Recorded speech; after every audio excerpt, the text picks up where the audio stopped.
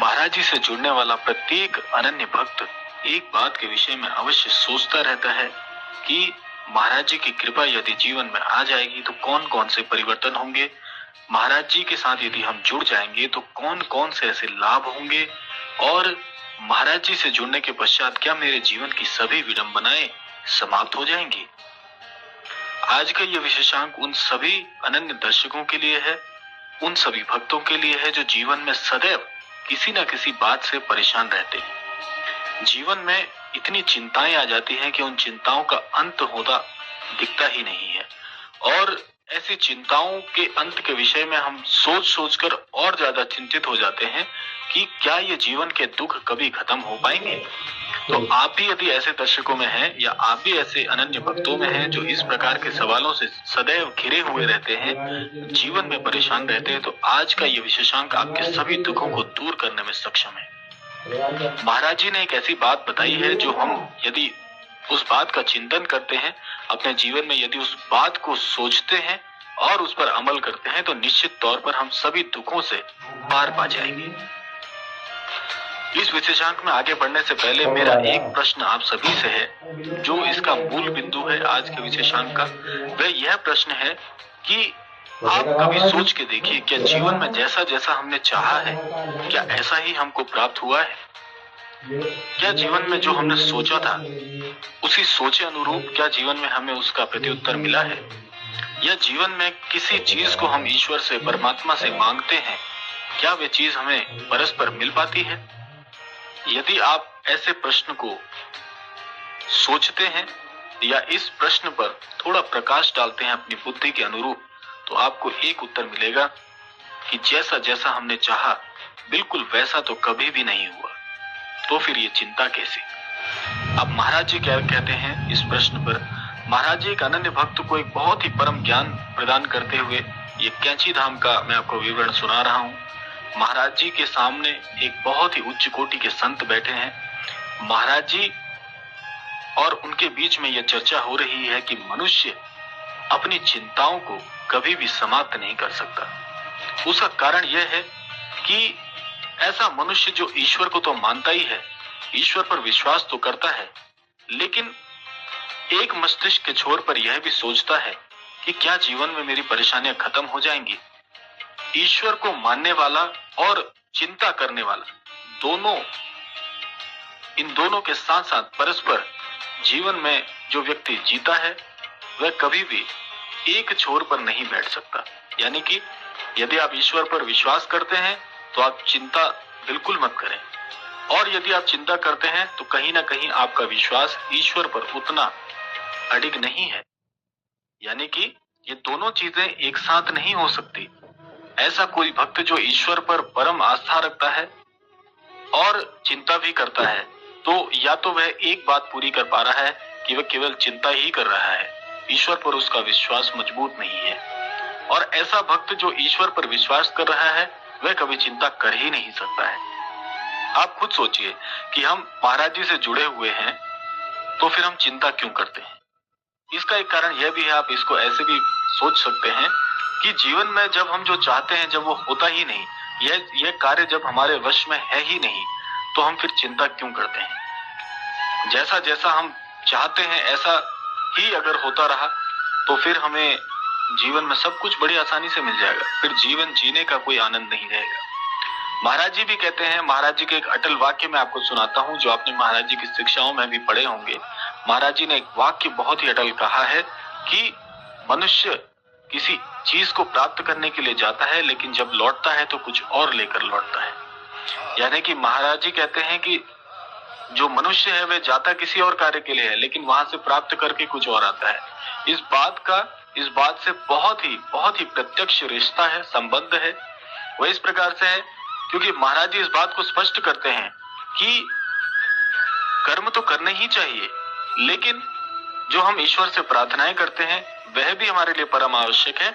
लेकिन हम कभी जीवन में यह ना सोचें कि जो हम चाहते हैं हमेशा वैसा ही हमको मिले। ईश्वर जो करते हैं उसमें हम सबकी भलाई होती है।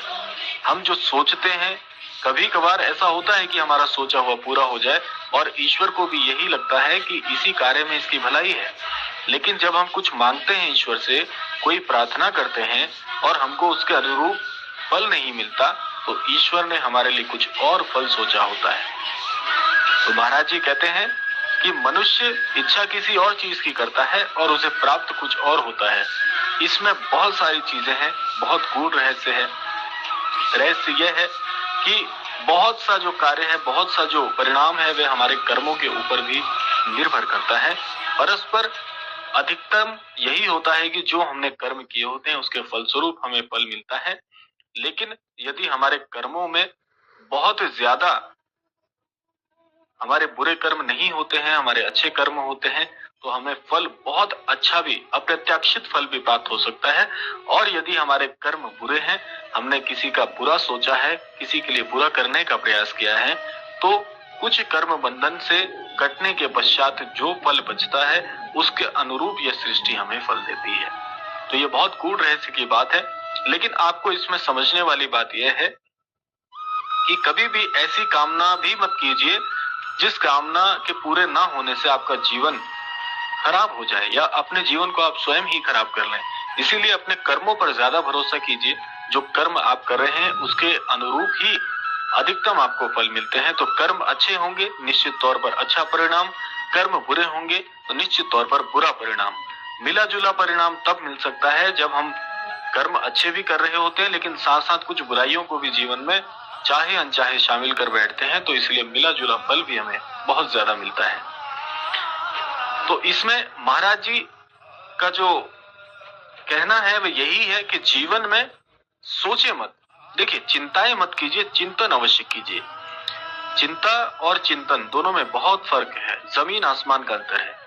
चिंता मूर्ख लोग करते हैं और चिंता करना हमारा कार्य नहीं है।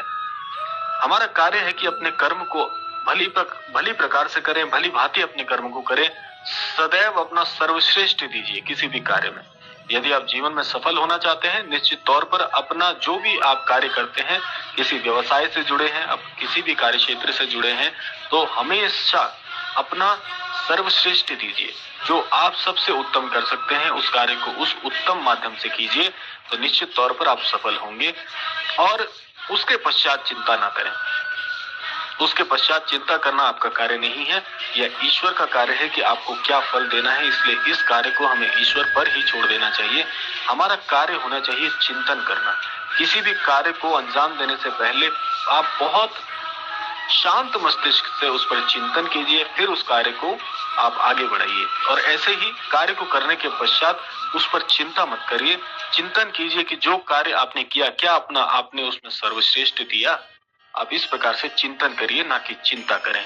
जीवन में जो चिंता करते हैं वो बहुत मूर्ख होते हैं, और चिंता उन्हें ही होती है जो अपने कार्य को बिना सोचे समझे कर बैठते हैं। तो इसलिए कार्य को करने से पहले चिंतन कीजिए, और चिंतन करने के पश्चात कार्य को अंजाम दीजिए और अपना सर्वश्रेष्ठ दीजिए। उसके बाद चिंता करने की आवश्यकता आपको कभी जीवन में नहीं पड़ेगी। यही चिंता मुक्ति का सबसे बड़ा नियम है, जो महाराज जी ने भी कहा है कि आप कभी भी ऐसी कामनाएं मत कीजिए, कभी भी मन में ऐसी मंशाएं मत बनाइए जो आपको लगता है कि उसमें आपने कोई कार्य नहीं किया, क्योंकि उससे आपको ठेस पहुंचेगी।